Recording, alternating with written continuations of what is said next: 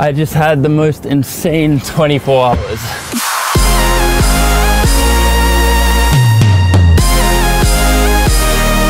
This is insane.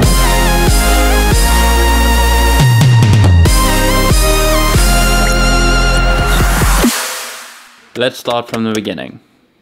Hey guys, how's it going? Welcome back to another video. Welcome back to another weekly photo vlog. It's so good to see your faces on the internet once again. Just before we get into this video, I do want to announce very proudly that this video is in partnership with Red Bull. So for the longest time, since I started doing photography, I've been wanting to enter a photo contest, but I just never really got around to putting the effort in of sitting down, choosing my best photos and actually entering them into contests. But recently, Red Bull told me about their own photography contest called Red Bull Illume. So I thought this was the perfect opportunity to put my skills to the test and enter my first photo contest. So today I'm going to be showing you exactly what goes into getting, hopefully, an award-winning photo. To start off, we need a subject matter, but what better subject matter than New York City? I'd like to capture the craziness that the city has, the people in it, as well as the energy that the city has. But I think I'm going to need some help to start off, so I'm going to call up my friend Laura. And this is Laura. She's been living in New York for over a decade and has become known as an incredible sports and action photographer. She specializes in capturing natural movements rather than staged poses. Hello? Hey, how's it going? Hi, Dean, how are you? I'm good, thanks. So I just have a quick question. I don't know if you know, but I'm working on this upcoming video and I could really use your expertise going forward with it. Alright, sounds good. Why don't you come over to my studio and we can talk about it? Okay, cool. I'll be right over then.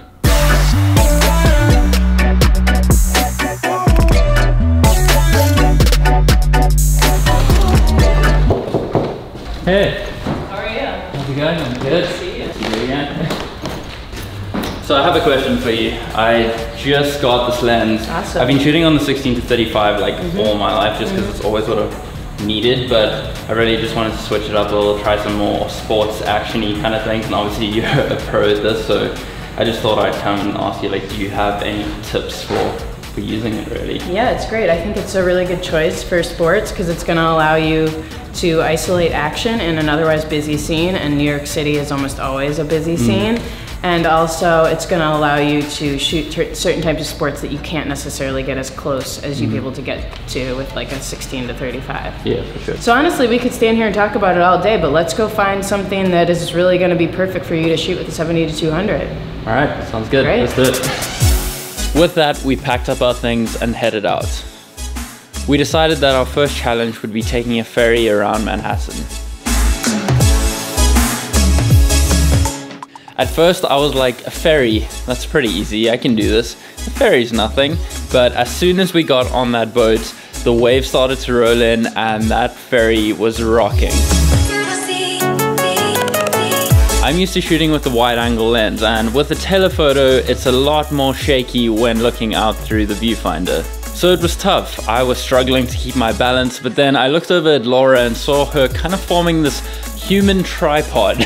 And I knew what I had to do. Now that I knew the tricks, I was able to get the shots.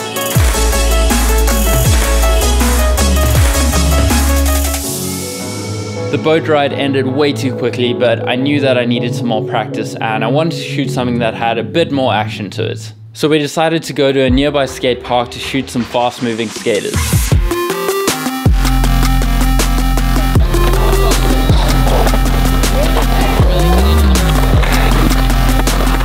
To me, this was a lot more fun. I found it a lot more challenging as people were moving around a lot quicker.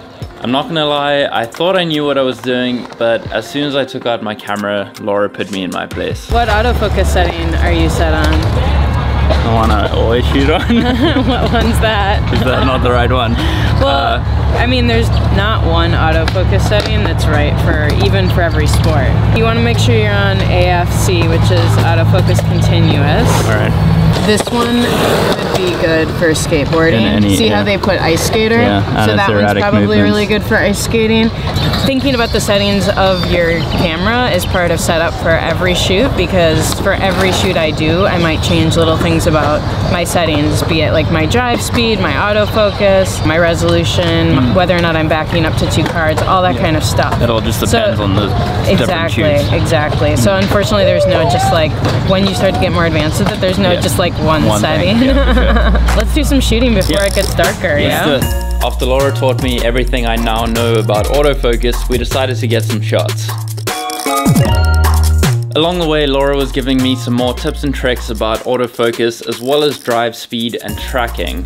I know it sounds pretty obvious, but you want to keep your drive speed as high as you can so you don't miss that crucial key shot. Okay, that's good.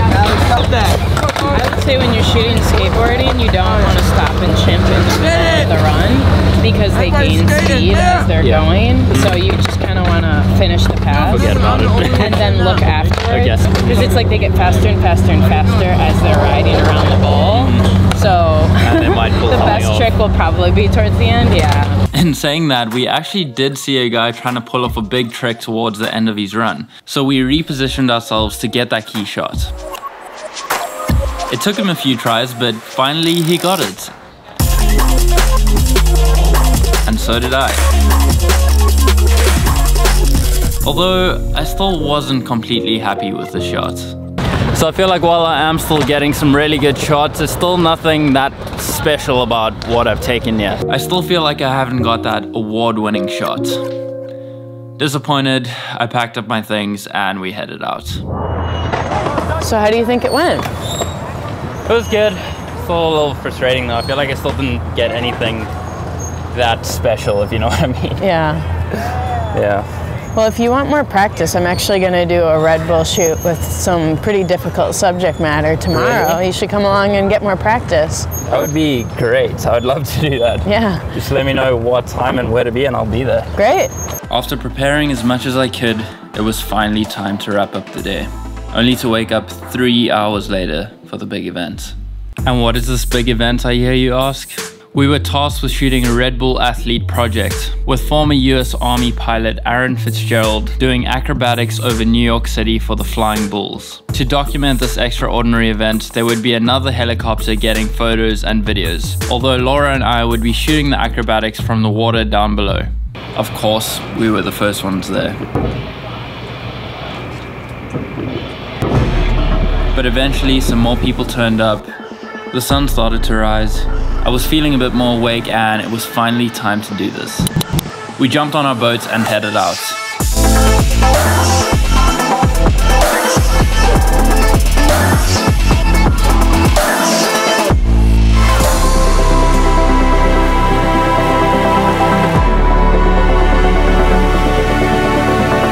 how are you feeling? You ready?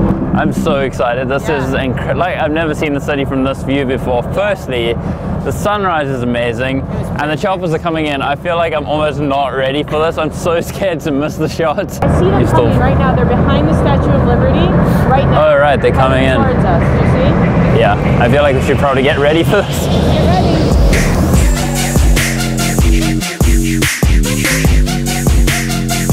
This is insane.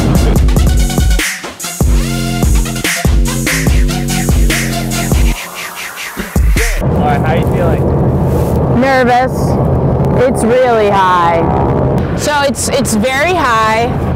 It's clearly so high that we couldn't do anything. No matter how far away we went, it was just going to be too high. Maybe from this side of Statue of Liberty, like really close to the Statue of Liberty, so it's right in the foreground and then the helicopter's in the background.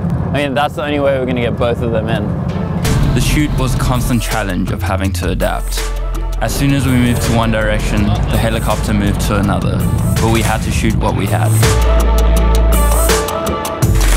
Alright, so we just finished up at the first box right now, and the helicopter stunts were absolutely insane, but even though they were, it was still pretty difficult to get the shots that we were looking for because he was so high up in the air and the Statue of Liberty was quite low. It was difficult to get him right next to it, but hopefully in the next box we have this backdrop right behind us, so obviously these buildings are a lot bigger, and the helicopter will be in line with them. So let's hope we get some good shots. Even though we thought this angle might have been better, we still had some unexpected issues.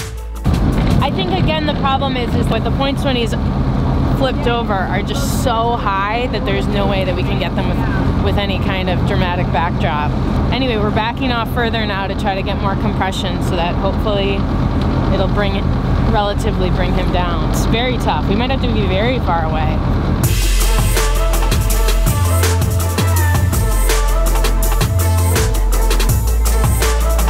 With the move, we did find some more success, but it was still a constant struggle. And go backwards. It's looking good. Those were definitely probably the best ones I've got so far. Framing was just a lot better. He was a lot closer to the Freedom Tower, which was cool. And I got to use my machine gun camera, so that's always fun. Finally, we headed to flight box 3 for even more positioning fun. Stop, a little faster. Faster, please. Yeah, this is seriously getting the shot. It's definitely a challenge. Like, we just hit with all kinds of things, rogue waves coming in from every single direction. We have to continuously move to align ourselves with the shot and the buildings in the background. So, and then worrying about getting our camera settings right. It's just so much happening at the same time. This was our last chance to get something special. With 5 minutes to go, he pulled off a perfect barrel roll and aligned with the Freedom Tower. I saw the moment and pulled the trigger.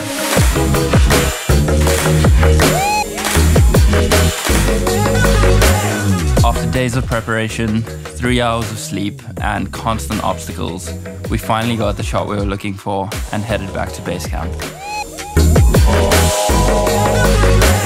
Thanks so much for taking us on our adventure. Alright, that was such a fun adventure, all the epicness. Just before we go though, I want to give a quick thank you to Laura for being our expert guide at photography. It's been such a pleasure learning all of the tips from you. Guys, please definitely go check out Laura's work. She is so talented. Yeah, thank you once again for being a part of this project. How insane was that? The past 24 hours has just been crazy, non-stop busy, packed with action, but I loved it. It was such a good learning experience as well, being surrounded by another professional photographer, getting so many tips and tricks that I had no idea of. I hope you guys managed to learn some tips and tricks from her as well. She definitely put me in my place a few times. I thought I knew what I was doing, but clearly not. There's always more to learn. Getting back to the point of this video, which is how to take an award-winning photo. I don't really think mine was that award-winning. It wasn't as cool as I wanted it to be compared to the photos that the other Red Bull photographer got in the secondary helicopter. Just check these out. How insane is that? I would say that is pretty award-winning.